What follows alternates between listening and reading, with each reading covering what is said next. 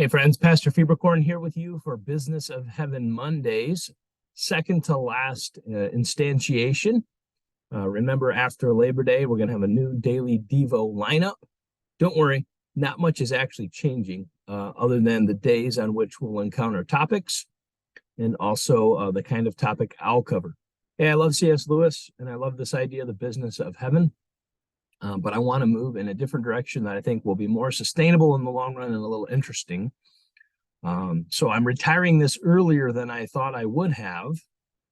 And yet I have misgivings about that a little bit as I encounter something splendid like I came across today. So we're saving the best for last, I guess, if you will. This little devotion is called Under the Same Roof. And if you're a married person out there, or you've ever been married, this devotion is for you. This comes from C.S. Lewis' famous work, Screwtape Letters, in which a demon, Screwtape, an underling of the devil, is trying to hone his craft of tempting Christians.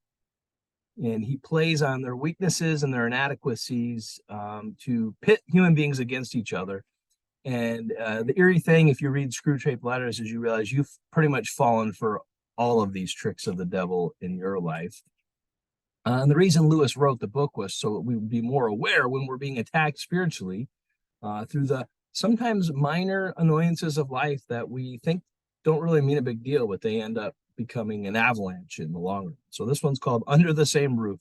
Listen in, all you married people. If you're ever going to be married, this is good advice. Or, just even in your relationships with other people, quite honestly, this applies as well, just particularly to those who have to live under the same roof. Here we go. When two human beings have lived together for many years, it usually happens that each has tones of voice and expressions of face which are almost unendurably irritating to the other. If our friend at lunch makes a face that annoys us, it's no threat to us, right? I mean, we're going to be done with them in an hour, and so we let it slide.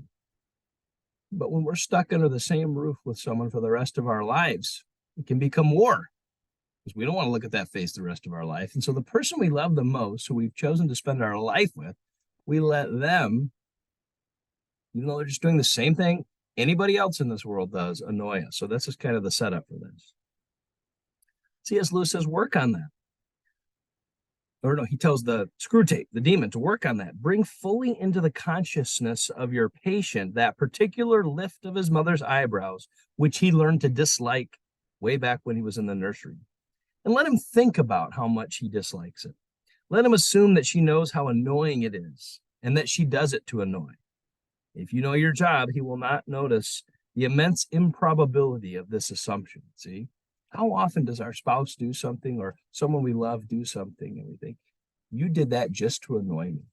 They probably didn't. They probably didn't even know they did it. And yet we imagine in our minds it was an attack on us. This is how Satan works in our lives to pit us against one another. And of course, Lewis says, the devil says to Screwtape, never let him suspect that he has tones and looks which similarly annoy her, right? You do that to me. I don't do those kind of things to you. We cannot hear ourselves, Screwtape says, so this is easily managed.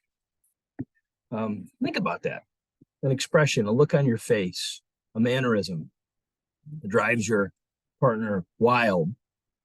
Stakes seem so high over something so trivial, and yet we imagine we're not guilty of the same things. These kind of things can eat away at relationships and destroy them. And it doesn't seem like a big deal in the moment, but over time, you see, this is how the devil destroys some of God's best work.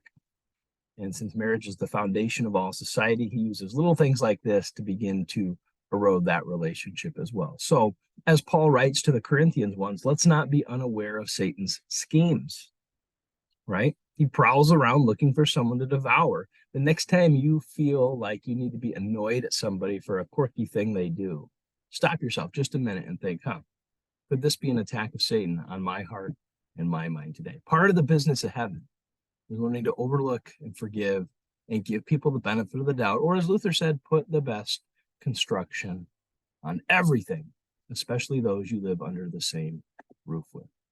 All right, have a great Monday. We'll see you back later this week.